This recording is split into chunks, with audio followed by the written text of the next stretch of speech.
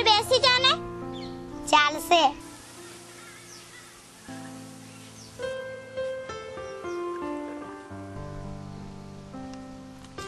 અહીંયા બેસી જા ને.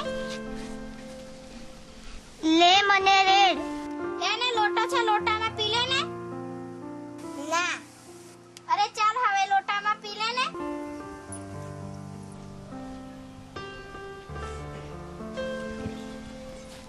જો રેવલી, તારી વસ્તુ આવી હતી?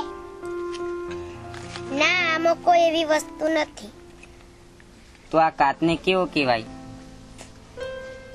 મારા પપ્પા કહેતા હતા કે જે વસ્તુને ફેંકતા તેના ટુકડા ટુકડા થઈ જાય તેને બરડ કહેવાય.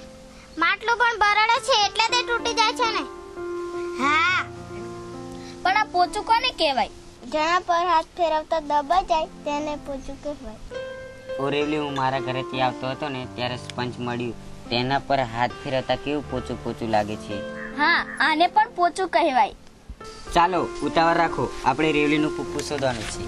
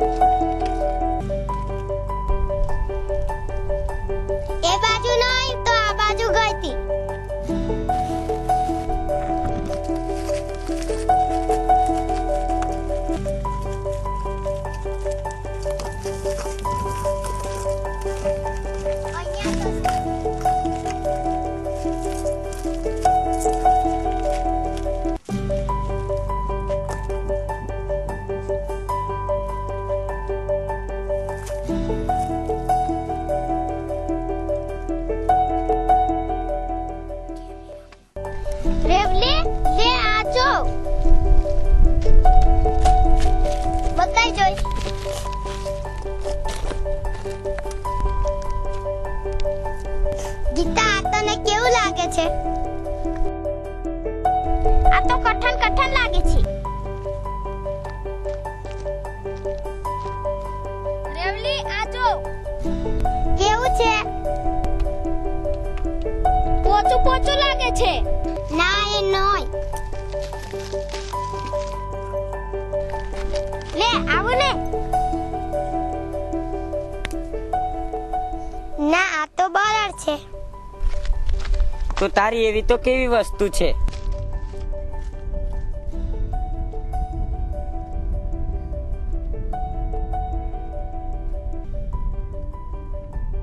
રેવલી, મને લાગે છે કે એ પુપ્પુ આજે મળે જ નહીં. રેવલી, રડેશ ના. આજે નહીં તો કાલે તારું પુપ્પુ શોધી જ કાઢશું. હા હા, આપણે બધા શોધી કાઢીશું. ચાલો યાર, આપણે કંઈક બધા રમત રમીએ. હા, આપણે ચાલો આંખે પાટો બાંધીને વસ્તુ ઓળખવાની રમીએ. હા હા. જેની આંખે પાટો બાંધ્યો છે તે વસ્તુના ગુણ વિશે બોલશે. એટલે હું રબર આપું તો નરમ છે એવું બોલવાનું? હા, ચાલો પહેલી મારી આંખે પાટો બાંધો. લે આ રૂમાલ.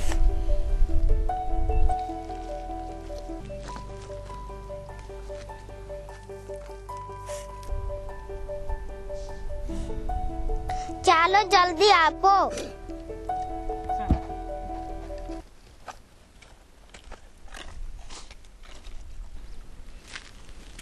લે પકડ. આ તો પોચું પોચું લાગે છે. ચાલો હવે મારો વારો.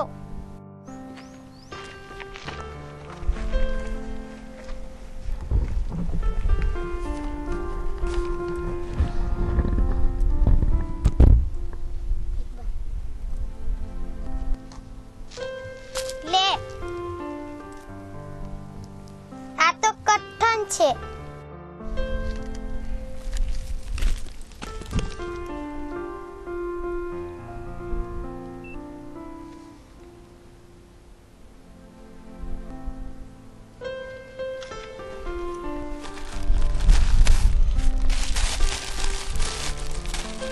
લે ફારૂક,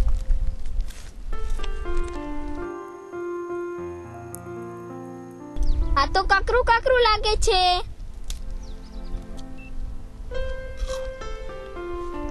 અલ્યા ગળ્યું પણ.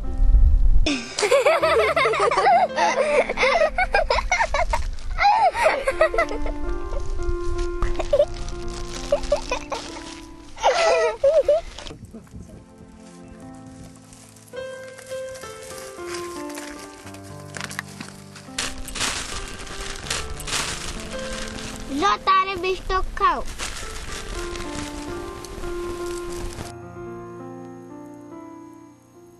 ચાલો આપણે ઘેર જઈએ.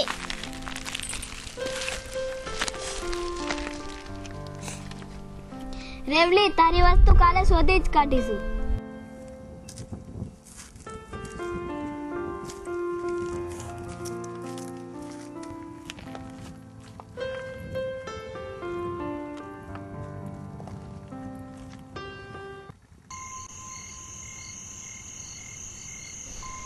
રેવલી, ચાલ ખાઈ લે બેટા.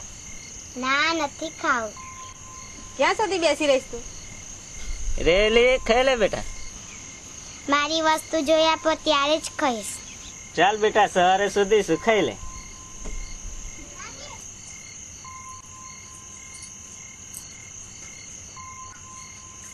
મારી વસ્તુ, મારી વસ્તુ, મારી વસ્તુ. સુઈ જાય બેટા, સવારે મળી જઈશ.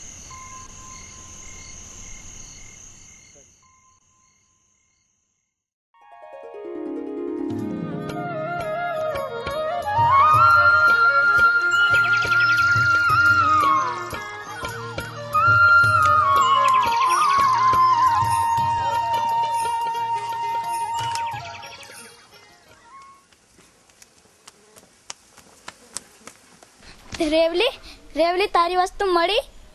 ના, નથી મળી. તને મળી છે? લે આ જો, આમાંથી તો કોઈ વસ્તુ તો નથી ને? ના, આ તો પારદર્શક છે. આ પારદર્શક એટલે શું? અરે અરે, ભૂલી ગયો. જેની આરપાર દેખી શકીએ તેને પારદર્શક કહેવાય. આ કાગળ પણ પારદર્શક જ કહેવાય ને? ના, એ અપારદર્શક કહેવાય. હા, જેને આરપાર ન દેખી શકાય તે અપારદર્શક ને?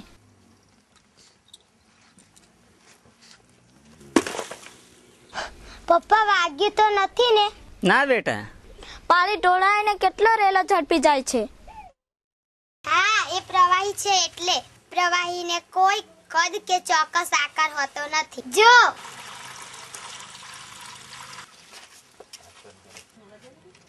જોઈ ફારૂક, પ્રવાહી જે વસ્તુમાં ભરીએ તેનો તેવો આકાર બને છે. પણ આ ઘન એટલે શું?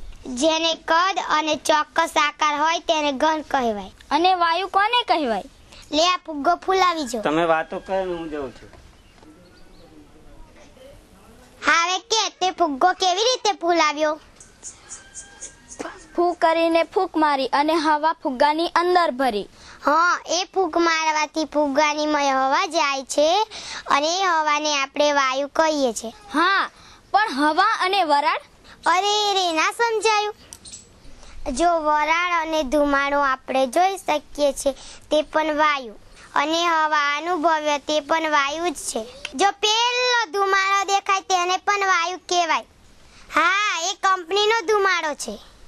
મેં સાંભળ્યું છે કે કંપનીના ધુમાડાથી આપણા શરીરને અને અનાજને પણ નુકસાન થાય છે. હા, તારી વાત સાચી છે. આપણે આ કંપનીના ધુમાડા માટે કશું ના કરી શકીએ. કેમ કશું ના કરી શકીએ? કંપનીના ધુમાડા માટે ખૂબ ઊંચા ભૂંગળા લગાવે તો પ્રદૂષણ અટકી જાય. મારા કાકા કહેતા હતા કે પ્રદૂષણ તો થાય છે પણ તેની અસર થોડી ઓછી થાય છે. આપણી શાળામાં જમવાનું બને છે ત્યારે તપેલામાંથી કેટલી બધી વરાળ નીકળે છે, નહીં? મારી માં નાહવા માટે પાણીનું તપેલું ઢાંકીને ચૂલા પર મૂકે છે. તેને ખોલતા તેમાંથી ખૂબ જ વરાળ નીકળે છે. સારું, ચાલ આપણે પુપ્પુ શોધવા જઈએ.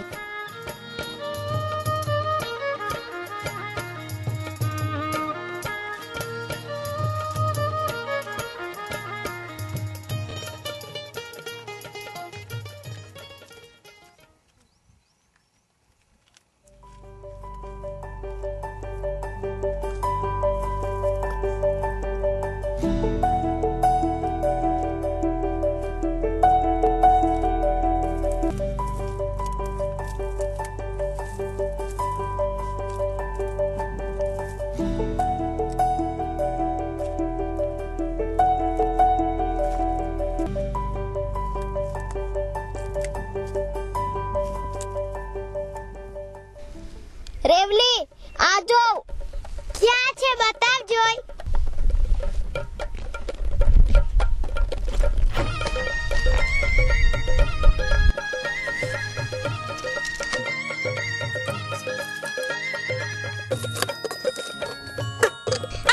મળી ગયું મારું પૂપુ. ઓ આ વસ્તુ હા વળી જો કઠન છે, પોચું છે, લીસું છે અને અપારદર્શક પણ છે.